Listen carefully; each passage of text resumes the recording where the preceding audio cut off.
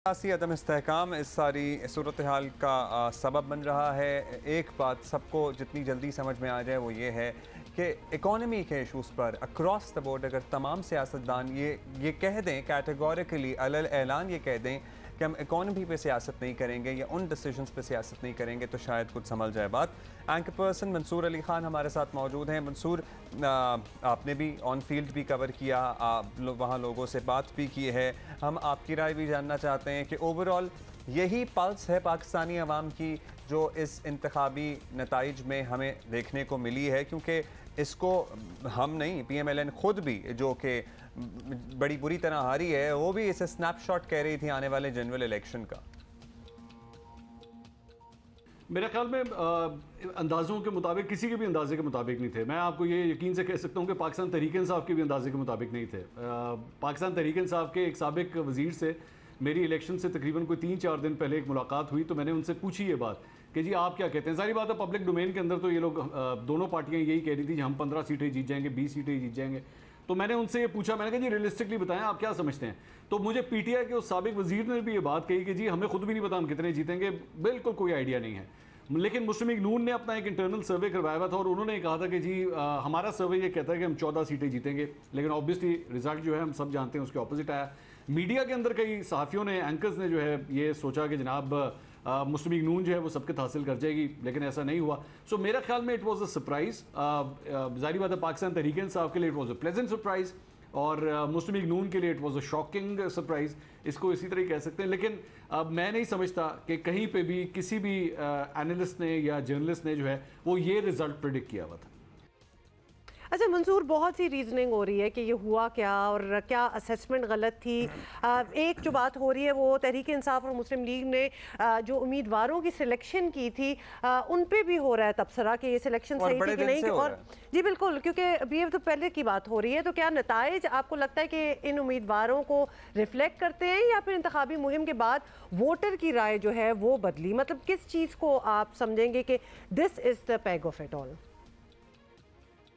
मेरा ख्याल में यहाँ पे मुस्लिम लीग नून से जो है वो सबसे बड़ी गलती ये हुई कि उन्होंने उन टर्न कोड्स को या हमारी आम ज़बान में जिसे कहते हैं कि जी लोटों को जो है वो उन्होंने जो टिकट दिया, उसकी वजह से मुस्लिम लीग नून के जो इंटरनल फैक्शंस थे हर हल्के के अंदर, वहाँ पे नाराज़गियाँ हुई, लड़ाइयाँ हुई।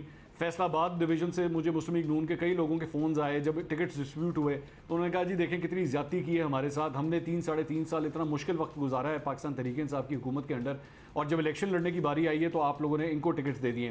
तो इंटरनल फाइटिंग, और जिसकी वजह से ना सपोर्ट मिल रही थी इन लोगों को, क्योंकि वो ये कहते थे कि जनाब हमने तो इसी हल्के की सियासत करनी है, कल को जब अगर दोबारा हमने इलेक्शन लड़ना होगा तो इन्हीं लोगों के मुखालफत में जाके हमने इलेक्शन लड़ना है। तो आज हम इनको किस तरह जाके सपोर्ट करेंगे, और कल को जब हम अपने लिए वोट मांगने जाएंगे तो लोगों ने हमें कहना है कि जी कल तो आप उसको सपोर्ट कर रहे थे, आज उसी के खिलाफ आप हमसे कह रहे हैं कि हम आपको वोट दें।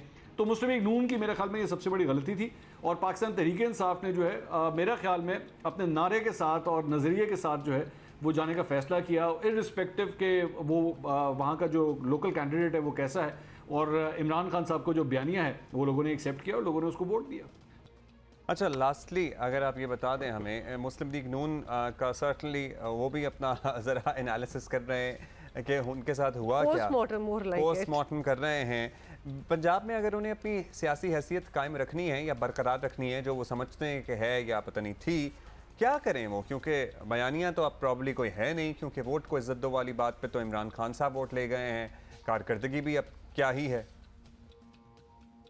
मेरे ख्याल में जी मुस्लिम लीग नून को तो सबसे पहले अपनी गाड़ी की जो है ना वो टायर तब्दील करने की ज़रूरत है, क्योंकि एक टायर जो है वो लेफ्ट को जा रहा है और एक टायर जो है वो राइट को जा रहा है। पार्टी के अंदर ये जो फैक्शनबाजी हुई भी है, एक तो सबसे बड़ा उसका नुकसान है, और दूसरा जाहिर बात है चूंकि मैं गाड़ी की बात कर रहा हूँ तो फिर पेट्रोल की बात क्यों ना करूँ। वो पेट्रोल जो पहले 150 रुपये लीटर पे मिलता था, आज कहाँ से कहाँ पहुँच चुका है। इवन ये जो 18 रुपये कम भी किया गया, हम सब जानते हैं कि ये यहाँ पे सस्टेनेबल नहीं होगा। अगर इंटरनेशनल ऑयल प्राइसेस ऊपर चली गई, और जिस तरह आपने IMF के साथ मुआहदा किया हुआ है कि आपको इसके ऊपर पेट्रोलियम लेवी भी बढ़ानी पड़ेगी, तो आपको पता है कि ये पेट्रोल की कीमतें मजीद आगे बढ़ेंगी।